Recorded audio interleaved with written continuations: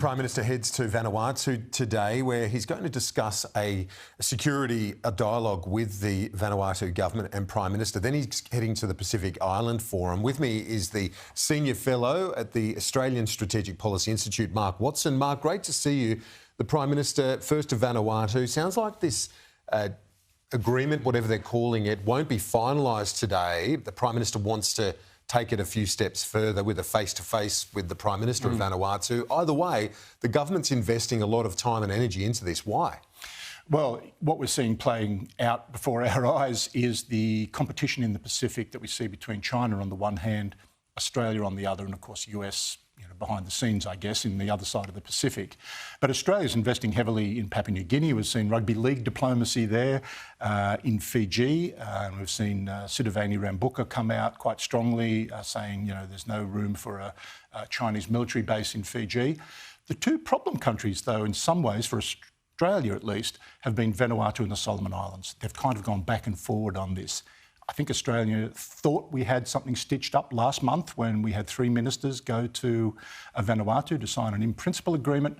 But as things often are in the Pacific, things change very quickly. The Prime Minister made the point this morning that politics in a small country like Vanuatu can be complicated as well. Oh, very complicated. It's sometimes better to get this done face-to-face. Yes. He says he doesn't think it'll be finalised today, but either way, he's still investing a bit in it. Oh, and he has to. We have no choice. I mean, this is our backyard and we take it seriously and we take our relationships with Pacific Island countries seriously. But as I say, playing out behind that is this new great game of strategic competition in our part of the world between the US and China. And Australia is keen to make sure that we are seen as the partner of first choice in the Pacific and not China, which is why we see this slightly comical bidding war on things like SUVs and police equipment and so forth. But there is a large amount of money in play now in the Pacific from Australia. Yes, indeed. And, well, you've got the Pacific Island Forum so in fact, it's a week and a bit of focus on the Pacific because the Prime Minister, after attending that in the Solomons with other Pacific leaders, heads to PNG next week for the anniversary of independence, a big event. That'll be a very big event, and for a nation on our doorstep. Yeah, and of course, the nation that when they took independence, they took it from Australia.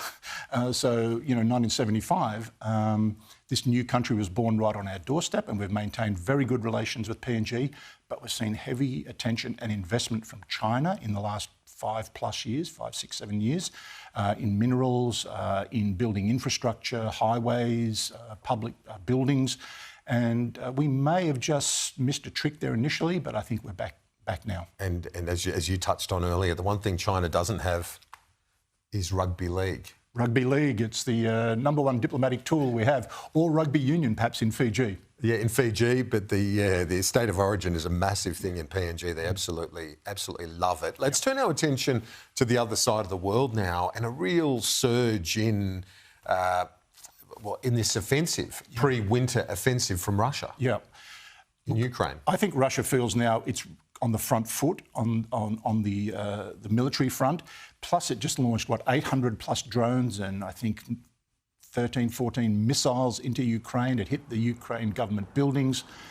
I think Russia is in no mood to negotiate, and that's what we're seeing play out, I think, in the US-mediated talks. I think Russia goes, why come to the table now? We're winning.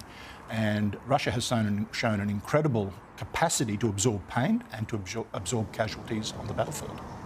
And indeed, what's your read on where this lands? Because the Trump talk is that he's more open to sanctions now, that he's lost patience with Putin. Why wouldn't you? Why wouldn't you? Look, Russia is already the most sanctioned country in the world, probably in world history. There's something like 23,000 separate sanctions on Russian entities and individuals. It has set the Russian economy back somewhat, but you wouldn't say it's brought it to its knees, as many expected. In fact, its GDP is growing. And so there's a question around how many more sanctions you can impose to achieve a result. And when you impose tariffs, which is kind of the sister impact that Donald Trump's trying to impose on Russia and its partners, it's been counterproductive because he put a 50% tariff on India. And where do we see India immediately after? They're off to China to shake hands with President Putin and Xi Jinping.